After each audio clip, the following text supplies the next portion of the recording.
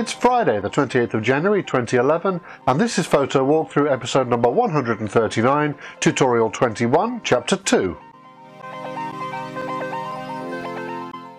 Hello and welcome back to Photo Walkthrough. This is Tutorial 21, Chapter 2, where we're going to take another look at that wonderful Northwest Wales sunset image, and we're going to really boost the colour in the image today. But before we get started, I'd like to take a moment to say thank you to Angie's List, one of our regular show sponsors. Remember, all of us have got something that needs doing around the house. We've all got a bit of guttering that needs fixing, or maybe a door that squeaks or scratches on the floor. There's something that needs doing in the house, maybe a bit of plumbing or electrics. You never know who to hire because you never know who to trust. Well, that's where Angie's List comes in, because they've got thousands of user reviews from people just like you who've used people in your area, people that you really hire yourself and then see them do a great job. And if anything does go wrong, Angie's List have got a complaints resolution service as well to help you deal with the fallout from that and get the job done right. Angie's List is a great deal, and as a Photo Walkthrough viewer, I'd love you to go to angieslist.com and use the promo code PHOTO to sign up, which will get you a 25% discount. That is a huge discount. They are a really great service. I definitely recommend them. Please go to Angie's List and sign up. Okay, let's get started with today's tutorial. This is Tutorial 21, Chapter 2. The next thing I want to add is the other colour, because I want purples in here, but I also want a sort of an orangey glow as well on the horizon.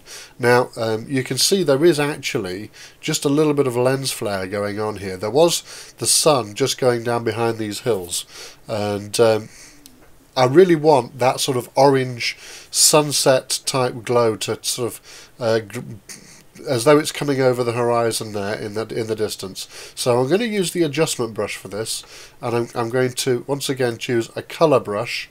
You can see that resets all of the sliders back to the middle, and I'm going to choose in this case an orangey colour, and I think I would like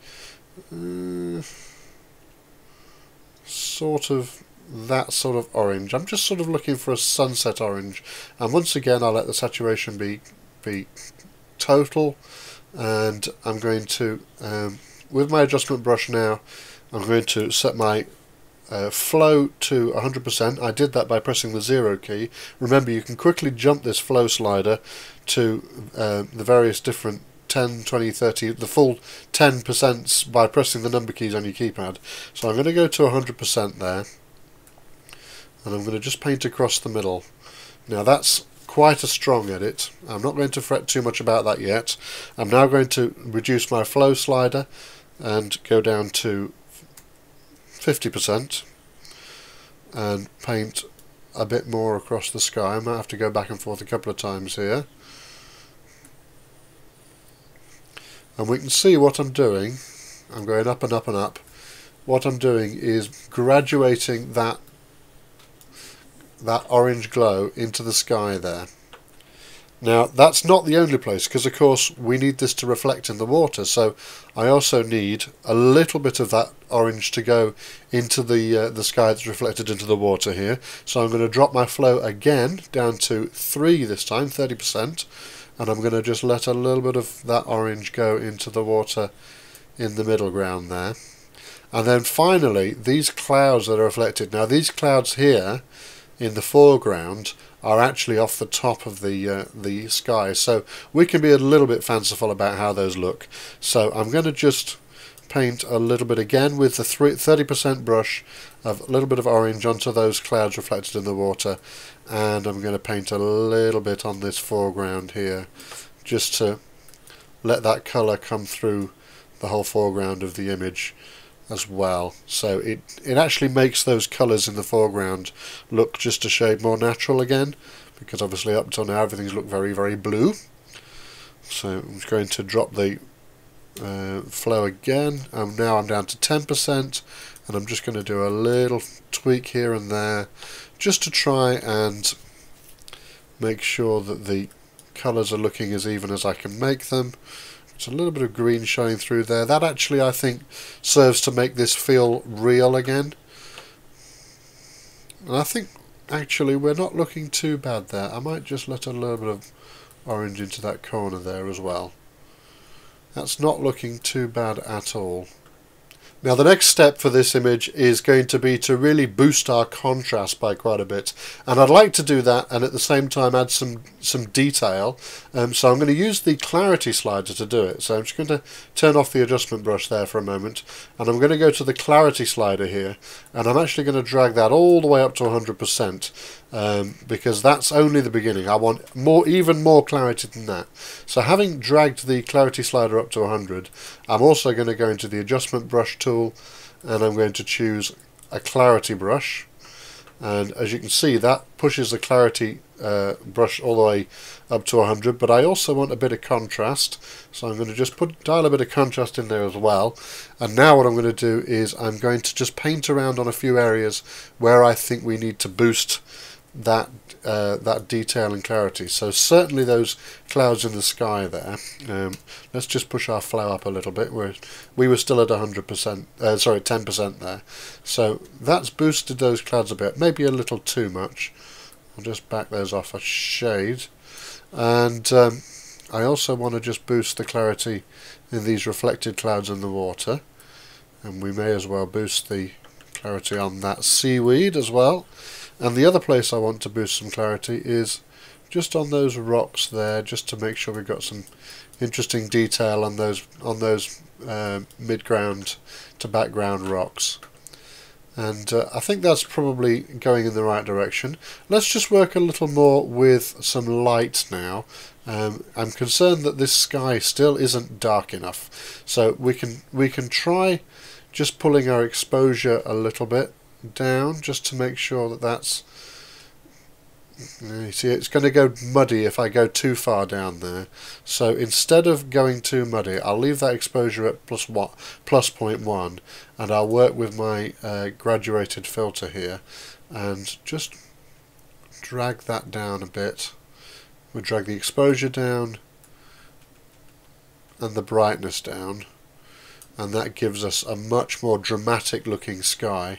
And to balance that up, we're going to need to go back to our orange here that we're using to put that nice glow on the horizon, and I think we need to add a little bit more of that in to make that graduation look nice. I think actually we might also push the brightness of that area a little bit. Let's just push that brightness up a shade. That's not bad at all. And I'm going to just grab a 30% flow and a reasonably large brush, and just like before, slowly moving up just to keep that graduation as smooth as I can. And that's not looking too bad. I'm wondering now whether or not my side to side is a little bit too gentle. Let's just ease that down a little bit as well. Not bad, not bad. Now we've got a little bit of glow over here above the hills. This is where the sun actually was setting, and I'm actually going to work with that when we get into Photoshop. So this image now is really looking very much the sort of way I wanted it, ready to go into Photoshop and do the next step. And that brightness that we've got there, normally if I was going to stop here I would want to diminish that brightness a bit, because I think it's a little unbalanced. It's a little bit too bright along that horizon line there, but I know what we're going to do in the next step, and that really isn't a problem to have that brightness there. So stick with the tutorial, because we're about to jump into Photoshop and really make something out of that setting sun. I think one other thing I could do is just boost the contrast a little. So I'm just going to do that. I'm going to just grab the contrast slider here and push that up and down a little bit. Remember, be brave and then back stuff off, and as much as you can. Be brave to start with and then back off, and you'll tend to get stronger, more lively results. I think I'm going to leave it in the region of 54. So the way I'm going to jump this now into Photoshop is I'm going to right click in my film strip here and choose Edit in Adobe Photoshop CS5. Click that. Okay, so here's our image now loaded in Photoshop, and the first thing I'm going to do here is I'm just going to work on something that if I zoom in here you might start to notice. Yes, it's the classic dust spots on the lens, which is always a bit disappointing.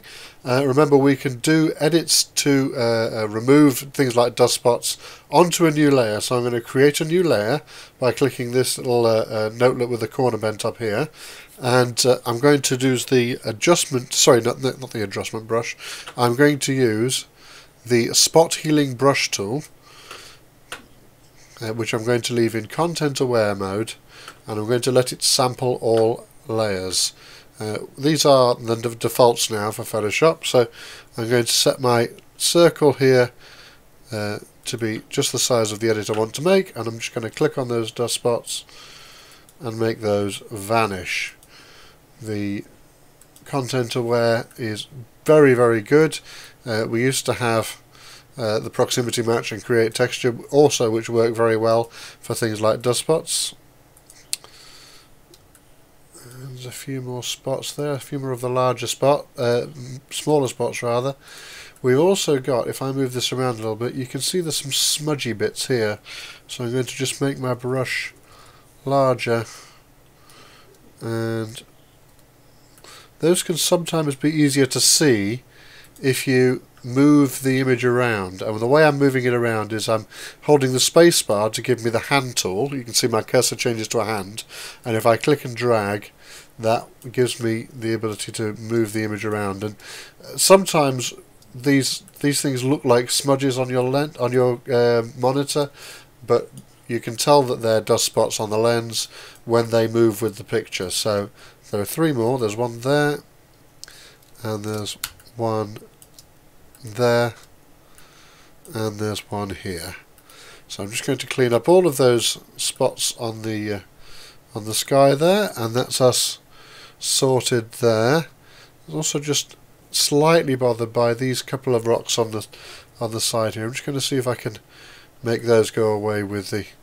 There we go. That's not bad, not bad at all. It's just.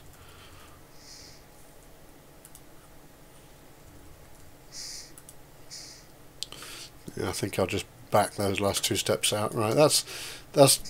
I could spend longer on that, but I'll leave that as an exercise to the viewer. I'm also slightly bothered by these, just a few little floaty spots in the water here. May as well just tidy it up a little bit so that it looks, so it's got a nice clean middle ground. That's not bad. Okay, so that's our spot removal done. The next thing I want to do is this orangey glow that I've got on the horizon here, I think could be a little stronger, so I'm going to boost that by creating a new curves layer. So I'm hitting the new adjustment layer button and choosing curves, and then I'm going to use the red channel to add a little bit more red. You can see this at the moment is editing the whole image, and ultimately I'm not going to want it to do that, but I'm not worried about it just for now. And I'm going to add a whole load of yellow in. Now remember, the colour channels go in pairs, so red and cyan go together, green and magenta go together, blue and yellow go together. So if you're dragging up on the red curve, like I have here, you're adding more red in. But if you were to drag down, you would be taking red away and adding cyan. So in the case of the blue curve, because I've dragged down on the blue, I'm taking blue away, which is adding yellow. So I'm going to make a nice smooth curve there. Quite a lot of blue taken away, quite a lot of yellow added.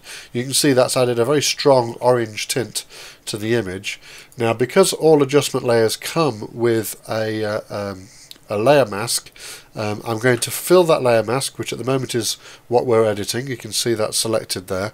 I'm going to fill that layer mask by hitting, in my case, Command Backspace, or on a PC that would be Control Backspace or Control Delete.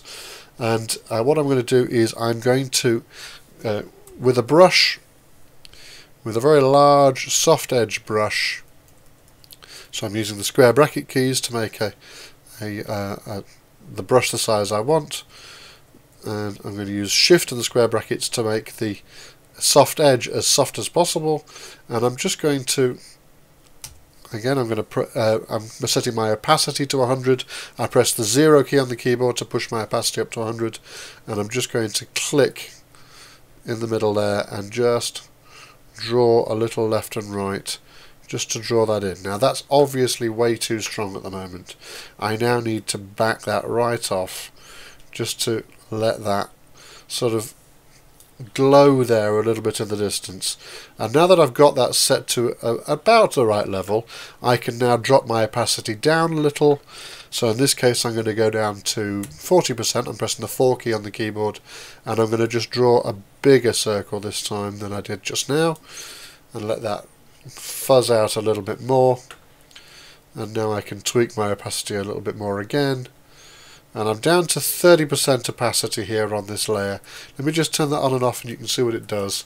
It is just adding a little bit more orangey glow on the horizon there, which really just boosts the effect I was already going for. So I think that just lifts the image quite a bit.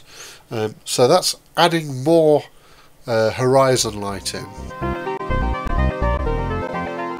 Okay, that's us done for another week. Thank you very much for watching. Before I go, if you're interested in coming and seeing me in person, I am doing workshops and tutorials this year. I keep a workshops page on the Photo Walkthrough website where you can see dates for what I'm doing this year that's available to the public.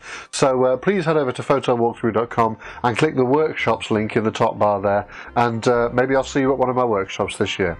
Okay, thanks very much for watching. I will see you in the next episode next week. Bye bye.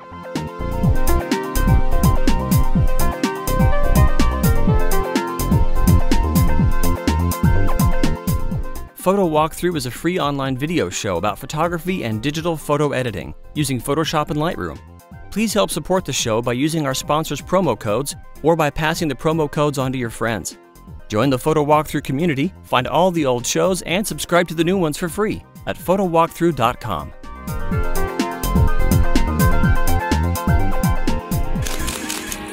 Photocastnetwork.com, your photography resource in the potosphere. Photocastnetwork.com